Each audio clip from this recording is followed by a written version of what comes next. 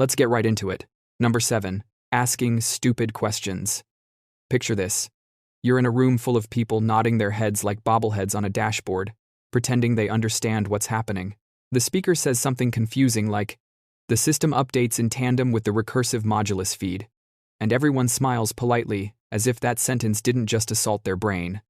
Then there's you, brave, confused, and probably sweating, raising your hand to ask, what does that mean? Instantly, you feel the room shift. People glance at you like you just confessed you don't know how to breathe. But here's the sneaky truth. Asking questions is a sign of higher cognitive processing. Not understanding something isn't a flaw. Pretending you understand it is the flaw. You're doing the mental equivalent of cleaning your glasses. Everybody else is just squinting and hoping. Research shows that intelligent people aren't afraid to look ignorant temporarily because they care more about actually understanding than about maintaining a fragile reputation. Meanwhile, the people who act like they get it are basically emotional raccoons holding shiny garbage and calling it treasure. Your brain wants accuracy, clarity, and functionality, not vibes-based learning. When you ask stupid questions, what you're really doing is debugging the conversation. You're tightening loose screws, patching plot holes, and preventing a group catastrophe built on false assumptions.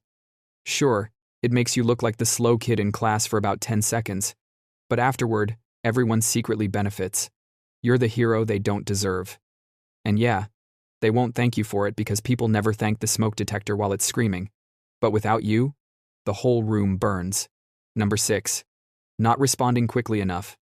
You know that moment when someone asks you a question and your brain just buffers, like a spinning wheel of doom pops up in your skull while your mouth waits for instructions. You're not confused. You're not slow. You're just busy doing a full mental excavation to give an actually thoughtful answer. This delay freaks people out. They expect you to respond instantly, like you're a search bar with decent Wi-Fi. But your brain is more like a high-end processor that refuses to give low-quality output. Instead of blurting the first nonsense that pops up, you start analyzing the question, the implications, the social context, the tone, the consequences, the potential misinterpretations, all before your mouth even gets the memo. Psychologists call this reflective thinking, and reflective thinkers consistently score higher on reasoning tasks because they don't rely on instinct alone, they use actual analysis. Meanwhile, rapid responders often just say things, whether they make sense or not. The loudest person in the room isn't always the smartest. Sometimes, they're just the fastest at being wrong. So the next time someone says, "Hello, Earth," to you, while you're busy calculating a response, just know your brain is the one doing professional-level editing. Even if everyone else thinks you're lagging like a video call in a basement. Number 5. Mispronouncing big words. Some people hear you mispronounce a word like epitome or banal, and immediately assume you crawled out of a cave and learned English from a confused parrot. But mispronouncing complex words is actually a sign that you learned them through reading, not through conversation. And reading is what smart people do for fun. A dangerous habit, apparently. Your brain absorbs vocabulary like a hoarder collects ceramic pigs. You see words, you understand them, you store them. But pronouncing them? That's a different department, and it's often understaffed. So when you finally say a rare word out loud, it walks out of your mouth like a baby deer on ice, wobbly and embarrassing. But that stumble? It's evidence of intellectual curiosity. It means you encountered the word in text form, processed it, understood it, and filed it away. Meanwhile, people who mock you for your stupid mispronunciation probably learned the word from watching a guy mispronounce it on TikTok. The irony is delicious. So go ahead, keep mispronouncing things like hyperbole or segue. You're not revealing ignorance, you're revealing where you learned them. In books, in articles, in actual written content. Basically, your brain is overeducated but undercoordinated, which is kind of adorable. Number 4. Tripping over your own thoughts. You know those moments when your mouth is moving faster than your brain, and the two collide like badly timed acrobats? You start a sentence confidently, so the interesting thing about cognitive bias is, and suddenly your mind sprints into a different direction while your tongue stays behind, confused and abandoned. The result is a glorious pileup of half-words, accidental stutters, surprise pauses, and a final, defeated, never mind. People love to interpret this as nervousness, awkwardness, or some kind of intellectual malfunction. But what's actually happening is that your brain is processing concepts at a higher speed than language can keep up with. It's like trying to stream a 4K movie on a dial-up connection. The hardware isn't bad, the content is just too advanced for the bandwidth. This is called verbal disfluency. And guess what? It's more common among people who think deeply. When your mind is juggling multiple ideas, connections, predictions, and phrasing options all at once, it sometimes forgets to signal your mouth about which path to take. It's not a lack of intelligence, it's an excess of it. Meanwhile, the people who speak smoothly and confidently all the time, they're usually riding on autopilot. They're not navigating 10 layers of thought. They're driving straight on an empty road while you're trying to parallel park a spaceship. So if you occasionally talk like a glitchy NPC, take comfort.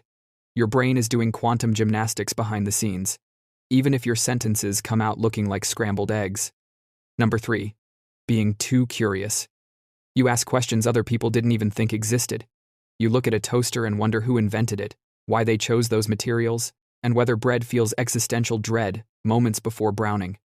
You hear a random fact about octopuses and immediately disappear into a 6-hour research spiral that ends with you questioning consciousness itself. Most people call this behavior distracted or childlike, but really it's the most ancient mark of intelligence: insatiable curiosity.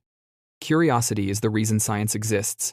It's the reason humans discovered fire, invented Wi-Fi, and figured out how to make cheese, which, if you think about it, is basically edible milk rot. But curiosity also makes you look stupid in everyday conversations. You ask why too often. You want details. You seek clarity. And people mistake that for not understanding the basics. But internally, your brain is gathering patterns, connecting dots, and looking for systems beneath the surface. You're not satisfied with the summary, you want the machinery, the wiring, the blueprint. You're the person who reads the manual, twice. Meanwhile, everyone else is pushing buttons until something works. So yes, your curiosity might make you look naive or slow on the uptake, but it's actually the engine of intelligence, revving at full speed. Keep asking questions, even if everyone else is content not to know how microwaves work. Number 2. Forgetting common names or facts. Oh, what's it called again? The thing, the red bird? Cue the judgmental faces. People will assume your memory is fried or your brain is fundamentally broken. But this kind of forgetting the temporary disappearance of trivial facts is often a sign of high intelligence, not low. Here's why. Your brain prioritizes what's important. You're not losing knowledge. You're selectively ignoring it in favor of more complex connections. Your neural real estate is busy solving bigger problems: conceptual relationships, abstract reasoning, long-term planning. So, when you can't recall the name of the common bird in your backyard, it's not negligence, it's efficiency. Your memory system is triaging what deserves instant access and what can wait until Google exists. Cognitive scientists call this retrieval-induced forgetting. By focusing on complex networks, your brain temporarily suppresses trivial information, which makes space for more sophisticated processing.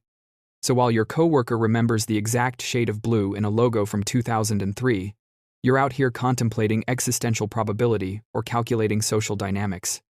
You might look scatterbrained, but you're actually juggling more balls than anyone else in the room and without dropping the important ones. Forgetfulness in the trivial sense? That's not a flaw. It's a feature, a side effect of living inside a high-performance brain that refuses to waste cycles on nonsense that can be Googled in 0.5 seconds. Number 1. Overthinking social cues. This one's the grand finale. Overthinking social cues. You notice that tiny twitch in someone's eyebrow, the subtle hesitation in their laugh, the microscopic twitch of their nostril. And instead of just moving on, your brain launches a full-scale analysis. Was that eyebrow twitch a sign of judgment? Did my joke land?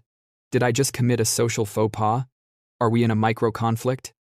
By the time you're done, the conversation is over, the person has left, and you're still spiraling.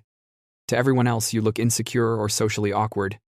But in reality, your mind is doing what the less intelligent part of humanity never bothers with: modeling complex social interactions, predicting responses, and running simulations of potential outcomes.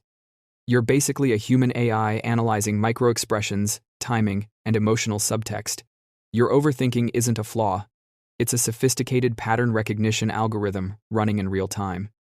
Evolutionarily, this would have been a huge advantage. Knowing who's trustworthy, who's lying, who's plotting, or who secretly hates pineapple on pizza could literally save your life. Modern society just mistakes it for stupidity. Because now, instead of escaping saber-toothed tigers, you're analyzing group texts and water cooler banter. So the next time someone rolls their eyes at your awkward or stupid behavior, remember, your brain is not broken. It's just ridiculously overqualified for small talk.